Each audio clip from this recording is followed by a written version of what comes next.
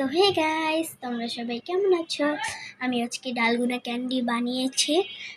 আমি এখন এটা ভাঙবো, চলো তোমাদের দেখাই।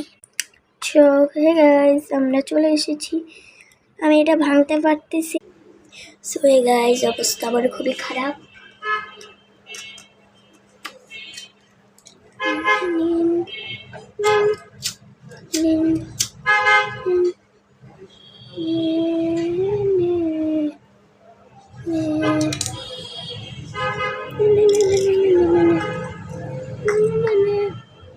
সো গাইস, আমার তাপ লেগে গেছে, তাই জন্য আমি এবার ফেলাই দিলাম। তো গাইস, আমার অবস্থা এখন আরো খারাপ হচ্ছে, আমি পারতেছি না আমারে।